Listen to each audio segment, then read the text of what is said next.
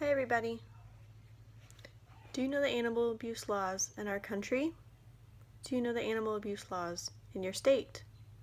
In 1990, less than 10 states had felony provisions for animal abuse. In 2010, there were still a handful of states who didn't consider cruelty, neglect, or abandonment a felony. Today, with the help of the Animal League Defense Fund, the ASPCA, the United States Department of Agriculture, and U.S. Fish and Wildlife, I will incite you on details of 3 popular categories of animal abuse laws.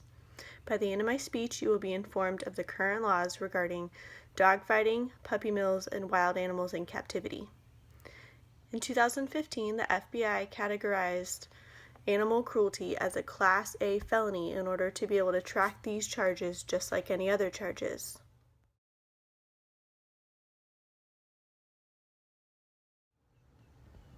Dogfights are organized events in which people gamble on dogs who fight to the death. In addition to the animal cruelty and gambling, there are other factors to consider, such as children and weapons being present and the link to other crimes. It is imperative that dogfighting obtain a felony status due to the amount of participants who would just consider a misdemeanor fine a slap on the wrist and part of doing business. A larger deterrent was needed to create change in the industry. In 2007, NFL pro football player Michael Vick was convicted of dogfighting. Vick was sentenced to 23 months in prison, 3 years of supervised probation, $5,000 fine, and restitution of over $900,000. He was also ordered to enter a drug treatment program. Though Vick is back playing in the NFL, he has a court order stating that most of his salary, which started at $1.6 million, goes to paying off his debt.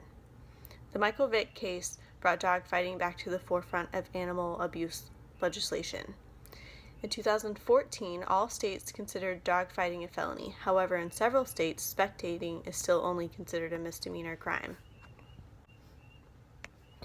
Puppy mills are commercial dog breeding facilities in which the health of the dog is regarded in order to maintain low overhead and maximize profits. In 1966, Congress passed the Animal Welfare Act, which outlined minimum standards of care for animals bred for commercial resale. Although the Humane Society of the United States has attempted to persuade the U.S. Department of Agriculture to regulate breeders who sell directly to the public, there are some dog registries and kennel clubs that lobby against these rules being set in place. There have been laws passed called the Puppy Lemon Laws that provide the minimal amount of protection for consumers who have purchased a sick puppy from a pet store. As of 2014, there are still many states who do not uphold any puppy mill laws.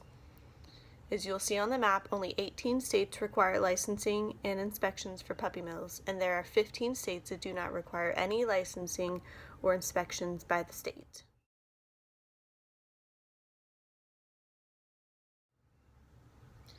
In terms of wild animals, for endangered species, permits may be issued for scientific research or breeding programs. These are strict compared to less endangered animals who can be acquired under permits for education, exhibition, or special purposes. U.S. Fish and Wildlife has laws in place in order to deter people from owning many types of wildlife without a permit. In many states, it is legal to own native wildlife species as pets. In Georgia, the state where I live, it is illegal to own any native wildlife species without possessing a permit issued from the state. It is legal for people to obtain a captive-bred wildlife permit to purchase and sell wild animals within the United States, though there are limitations. From my personal experience with U.S. Fish and Wildlife, birds, raptors in particular, are more difficult to obtain permits for than mammals or reptiles. In conclusion, please get informed of animal abuse laws in your state as well as federal laws across the nation. Being informed may come in useful one day if you see any of these forms of animal abuse. We have made large strides in animal abuse laws over just the past 25 years. So if you love animals like I do, get informed. Be knowledgeable of what you're up against. Thank you.